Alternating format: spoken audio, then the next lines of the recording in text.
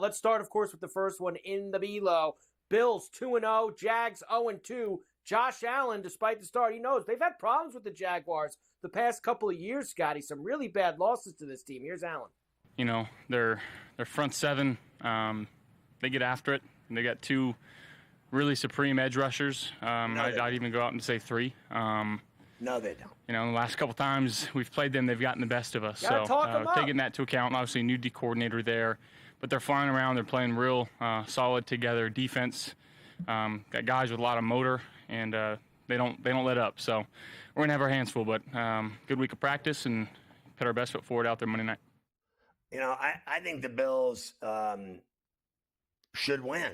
But stranger things have happened. I kind of like the Jags and the 5.5 if you can get 6, whatever. They're so desperate and they have played so poorly that, like, it's starting to crumble in Jacksonville. I think they're losing faith, and I know they'll never admit it, but I think they are losing faith in Doug Peterson. And I think people are starting to wonder about Trevor Lawrence, who they gave all this money to. He can do shampoo commercials, but the reality is he's going backwards right now from where they were a couple years ago when they were everybody's darling. They certainly are. There's no doubt about that. They have lost, dating back to last year, Scotty, 7 games in a row now, the Jaguars. They finished poorly last year. They've started 0-2 this year.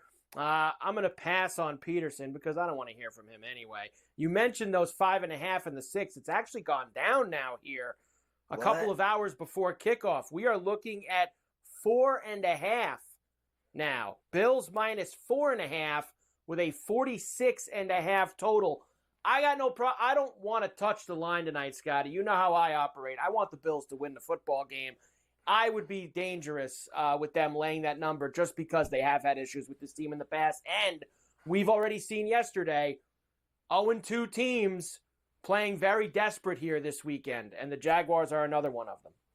Well, look, it opened at 3.5, and now it's at 4.5. I got it at 5.5.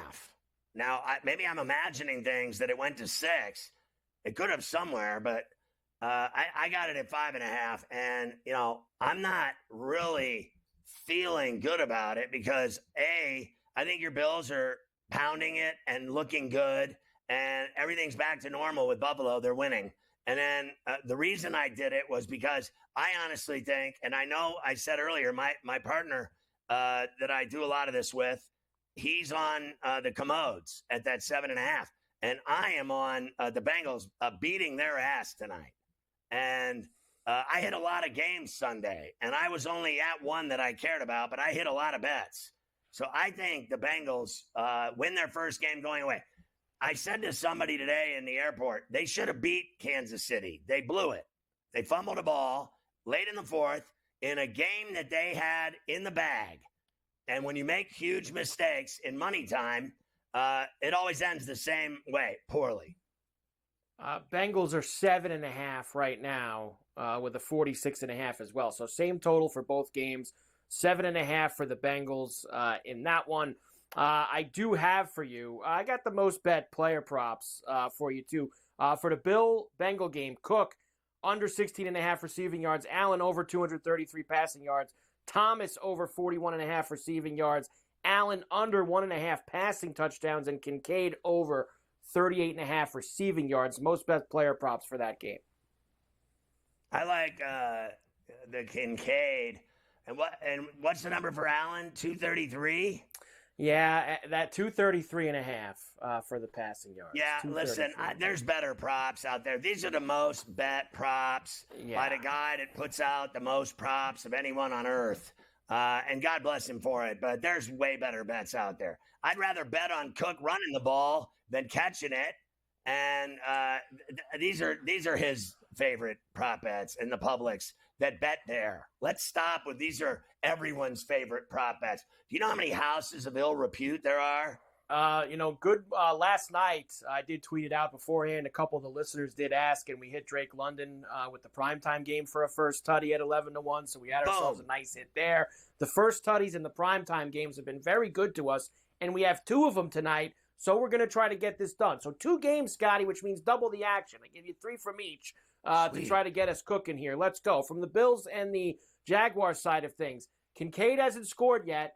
We're 3 weeks in. He's been covered a lot, but the dam's going to break. Plus 250 for Dalton Kincaid tonight for Allen to find him. Next, Gabe Davis returns to Buffalo, this time as a member of the Jags. He's only been there for a couple games, but still knows the Bills very well. Gabe Davis plus 3 Bills tonight for him to score for Jacksonville, which would be his first touchdown for them.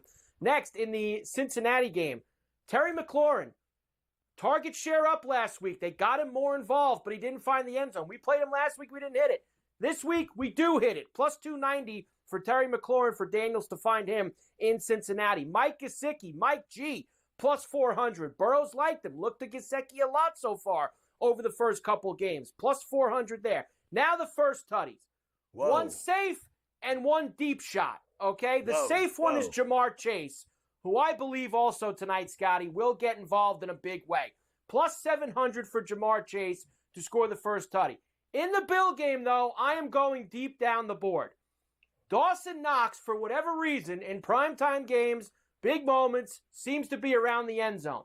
How about a first tutty for Dawson Knox tonight at 28 to 1? What? 28 to 1 for Knox. Now, people are thinking, oh, Knox does nothing now. Kincaid's the guy.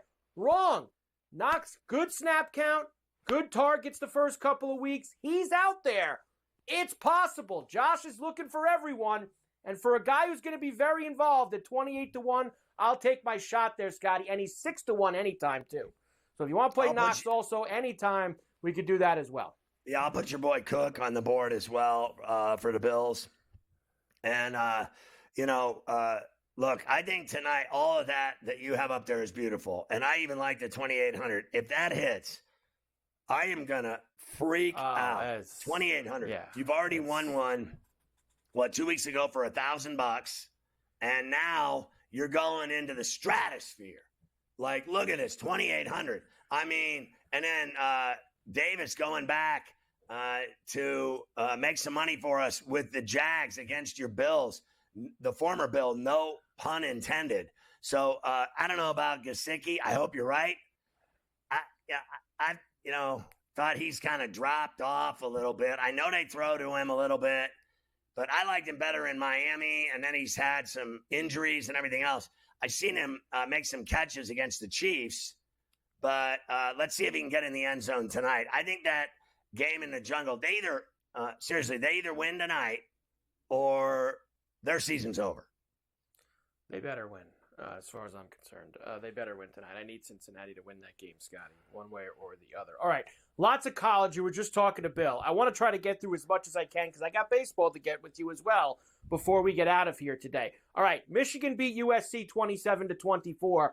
And that was with, like, you and Gabe were talking about earlier. I mean, they barely threw the ball, Scott. They didn't need to throw the ball. The run game is what did it. Now, USC, big comeback in the second half, had the lead, but Michigan then ends up winning it by that touchdown that they had in the final minute. For me, Scotty, that's a bad job by Lincoln Riley. I know it's their first road game, new Big Ten, all that. Michigan's offense isn't great. You got to coach that D up. The D should have known coming in. All we got to do is stop the run, and we're going to be all right here. And they weren't ready for it. That was a bad job by USC.